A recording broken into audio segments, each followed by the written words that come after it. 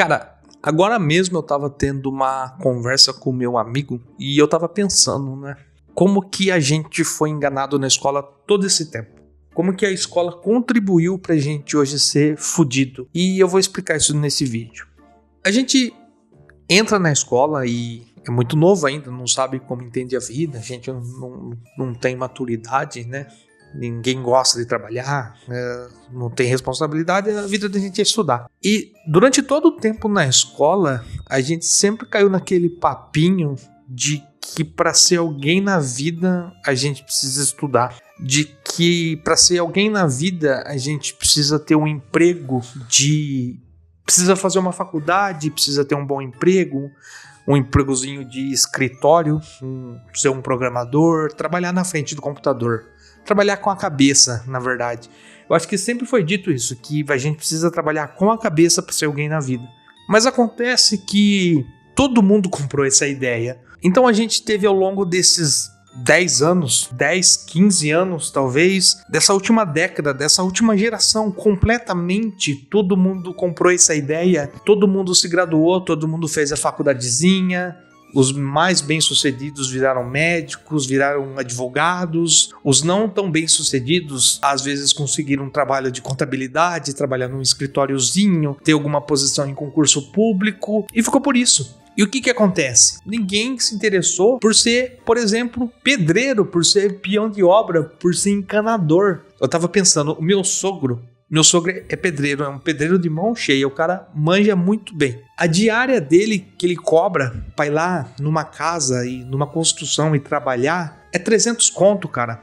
Se ele trabalhar 20 dias no mês, ele tira 6 mil reais. E detalhe, 6 mil reais livre de imposto de renda, livre de tributo, dinheiro verdinho no bolso dele, 6 mil pila. Aí você pega alguém que ficou 3 anos ou mais estudando contabilidade ou programação e às vezes o cara não tira um salário desse. É ridículo, às vezes um advogado não tira um salário desse. Na pior das hipóteses, o cara é advogado médico e não conseguiu nem ter emprego, nem passar num concurso. Um professor, cara, é bizarro, um professor que estudou 4 anos pra dar aula não tira um salário desse, velho. É muito bizarro, é muito desigual. Mas eu não lembro aonde é que você mede o valor de uma profissão contratando alguém e vendo a idade que ele tem. Por exemplo, vamos seguir na mesma linha aqui de programação.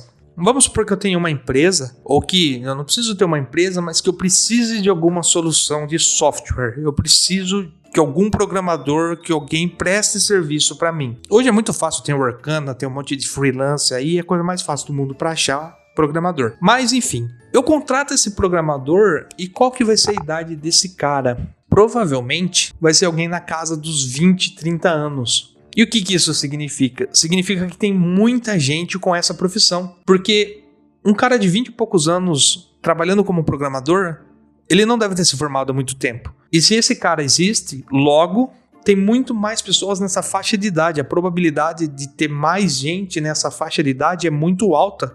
Agora, vamos fazer um paralelo. Vamos supor que eu precise de um encanador para fazer um reparo em casa. Primeiro, você não vai conseguir um encanador pelo Workana. Então você já tem uma grande desvantagem aí. E segundo, eu consegui encontrar um encanador, eu contratei um encanador. Qual que é a probabilidade de vir alguém de 20 anos encanador para fazer o serviço em casa? É praticamente nula. Com quase certeza, com toda certeza, um encanador vai ser aquele cara de barriguinha de cerveja com no mínimo 50 anos. E o que isso significa? Significa que é uma profissão que basicamente tem poucas pessoas. Está em extinção. E eu não digo que está em extinção porque é uma coisa que não está sendo útil. Muito pelo contrário, é uma coisa extremamente útil. Só que a gente não tem ninguém incentivado a ser profissional nessa área. Inclusive o Brasil, um dos problemas do Brasil é isso. O Brasil gospe na cara da pessoa que não tem faculdade. A pessoa é tratada como subemprego, como não vai ser ninguém na vida. O encanador, o eletricista, o pedreiro é ridicularizado aqui no Brasil. E na gringa, cara, você vê esses profissionais, vivendo muito bem e não faltando serviço. É ridículo que um pedreiro na gringa tira mais do que alguém que trabalha, tem pós-graduação aqui no Brasil. Se bobear, um fritador de hambúrguer do McDonald's, uma criança na gringa, tira mais do que alguém que um adulto de 30, 40 anos aqui no Brasil. Então é isso, cara.